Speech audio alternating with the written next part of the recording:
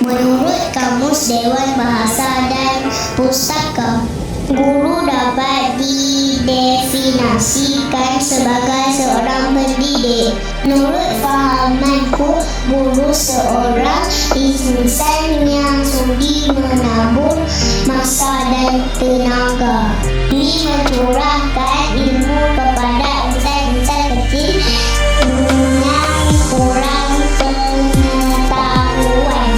Di semua cikgu layak menerima kata-kata ikhlas dia itu.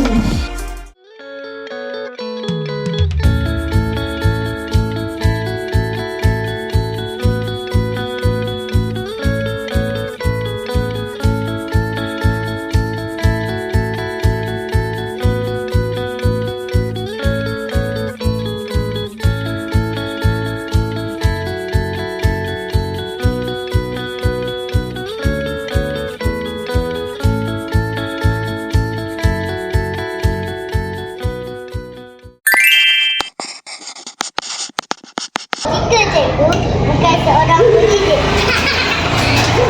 Cikgu. Memang cita-cita cikgu nak jadi cikgu? Arkitek. Tak jadi cikgu. Cikgu nak jadi mak adik boleh? Cikgu nak jadi tukang masak. Cikgu nak jadi nurse. Kalau awak sakit, boleh cikgu rawat. Akan jadi peguam. Cikgu Siti nak jadi kaunselor. Senang nak jaga awak. Awak nak kan Cikgu Siti tahu nak handle. Jururawat ataupun kesat? Dulu saya punya cita-cita nak jadi polis. Itu sebab wanita. Suri rumah.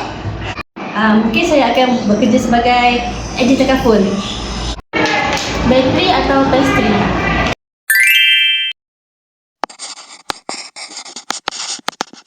Kuah.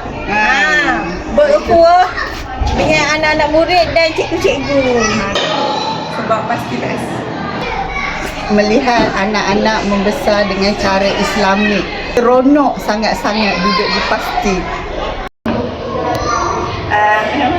Untuk cari pengalaman sebelum saya sampai sekadar mengisi masa lapang dan mencari duit poket untuk sambung belajar nanti.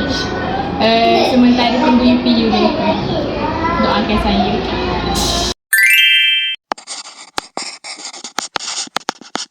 Saya nak tengok awak berjaya, nak tengok awak pandai. Seronok. Mungkin saya ingin membantu anak-anak generasi yang sekarang yang perlukan bantuan. Sebab menjadi sahabat akhirat. Sekedar anak. Saya ingin mendidik anak-anak supaya menjadi insan yang berguna. Ada agama bangsa dan negara. Suka mengajar dan suka rapat dengan budak-budak. Nak didik awak suruh jadi orang yang berguna. Cikgu nak didik awak jadi anak yang soleh, bijak dan pandai. Untuk mendidik anak-anak bangsa menjadi seorang pelajar yang cemerlang. Jadi seorang guru sebab cikgu boleh ajar adik, ajar kawan-kawan adik supaya jadi pandai dan anak soleh, pandai. Nak mendidik awak untuk jadi insan salehan. Kenapa cikgu jadi seorang pendidik? Sebab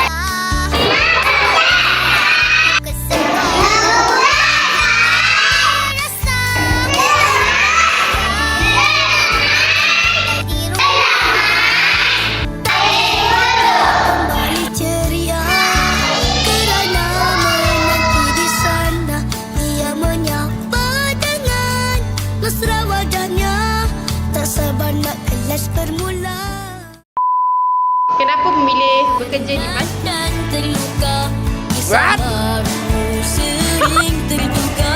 Nanti dulu. Tak pernah Mulut tu tahu.